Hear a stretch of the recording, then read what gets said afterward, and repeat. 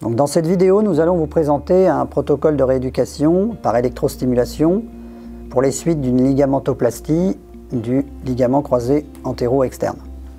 Donc le but, ça sera de restaurer les qualités musculaires du quadriceps, puisque nous avons souvent une fonte importante au niveau musculaire. Il sera intéressant également de récupérer donc la stabilité.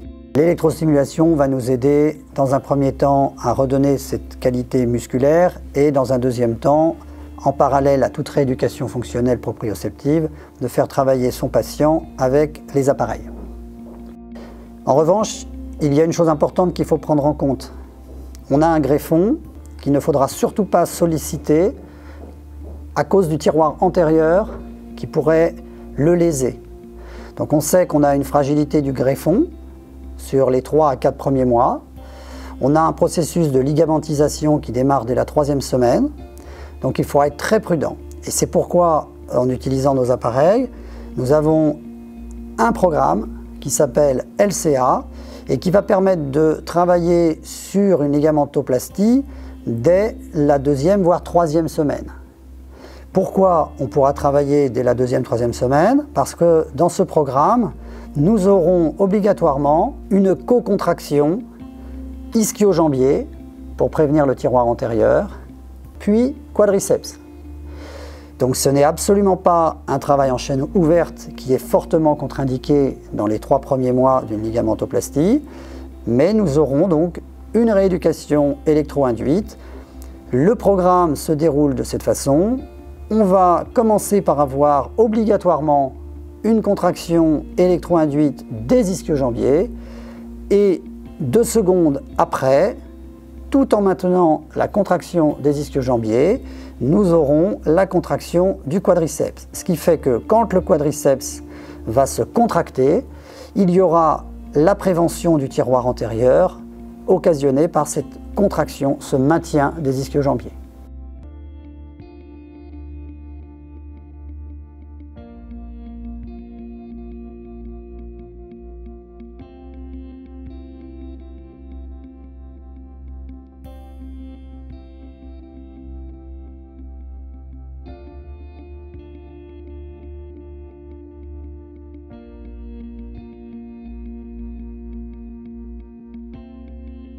Nous allons positionner les électrodes au niveau des points moteurs des ischio-jambiers, qu'on aura au préalable repéré, voir la vidéo sur le repérage d'un point moteur.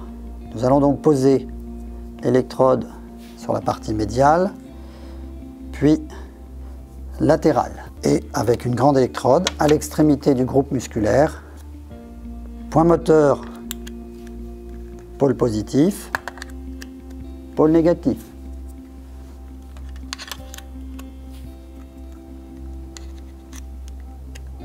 Donc une fois qu'on a installé les électrodes au niveau quadriceps et ischio-jambier, on demande au patient de s'installer en position assise.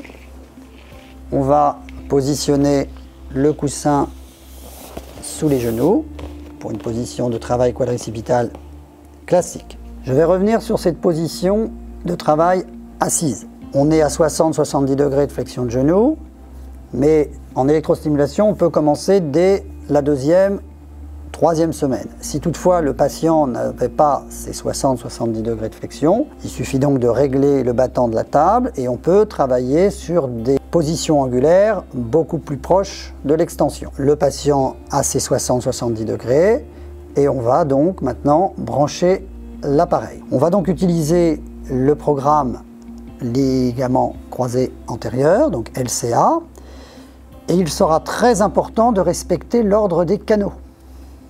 Puisque, comme je vous disais, on a dans ce programme le canal 1 et le canal 2 qui va se contracter avant le canal 3 et le canal 4. Donc pour préserver le tiroir antérieur, nous allons brancher les ischio-jambiers en priorité, canal 1, canal 2, puis canal 3 et canal 4 sur le quadriceps. À partir de là, on a une installation parfaite, on peut lancer le programme.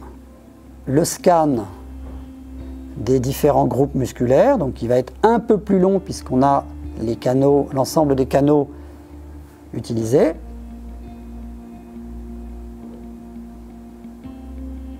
Donc je rappelle que le scan recherche la chronaxie, la largeur de l'impulsion qu'on envoie au muscle.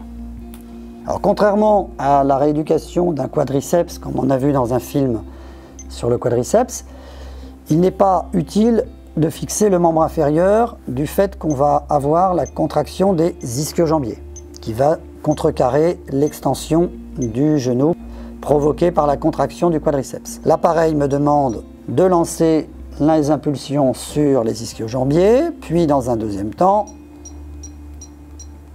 sur le quadriceps. On respecte les règles pratiques de l'électrostimulation neuromusculaire. On monte les intensités maximum supportables. Il est à préciser également, point important pour ce programme, à des fins de sécurité, vous ne pourrez pas monter les intensités des canaux 3 et 4 seuls. Si toutefois c'était le cas, s'il n'y avait pas cette sécurité, on pourrait aisément avoir une contraction très forte du quadriceps et une contraction faible des ischio-jambiers, ce qui mettrait en péril la ligamentoplastie du fait du tiroir rente. Donc, il est impossible, je répète, de monter les intensités des canaux 3 et 4 seuls.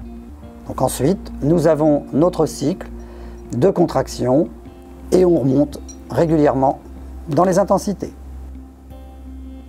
Revenons maintenant sur la position du patient. Les semaines donc, qui suivent en post-opératoire à 2-3 semaines, on travaille en position assise. Mais à partir du premier mois, on peut d'ores et déjà faire travailler le patient avec le même montage en position debout, en bipodal. Puis ensuite, suivre les règles habituelles de la rééducation fonctionnelle d'une ligamentoplastie et augmenter en fonction du patient, passer sur des exercices en unipodal et ainsi de suite, progresser dans sa proprioception avec des exercices sur plan instable à partir du 2e, du 3e mois et à partir du 4e mois, commencer à faire des exercices beaucoup plus intenses en vue d'un réentraînement à l'effort et d'une reprise du sport. Pour conclure avec le protocole de rééducation du LCA en électrostimulation, il est important de noter que ce programme nommé LCA vise essentiellement la stimulation de la fibre lente. On travaille sur des fréquences de 40 Hz. Ça va permettre d'assurer la stabilité du genou. En revanche, à partir du 3e mois, lorsqu'on commence à réellement travailler dans la rééducation proprioceptive, en chaîne fermée, travail bipodal, squat, etc., il serait judicieux d'envisager de faire un travail sur la fibre rapide, auquel cas, on change les programmes et on travaille sur du renforcement. Renforcement niveau 1 pour commencer, toujours sur 5, 6, 8 séances, puis renforcement niveau 2. Bien entendu, tout ceci sera fonction du patient et de son niveau sportif.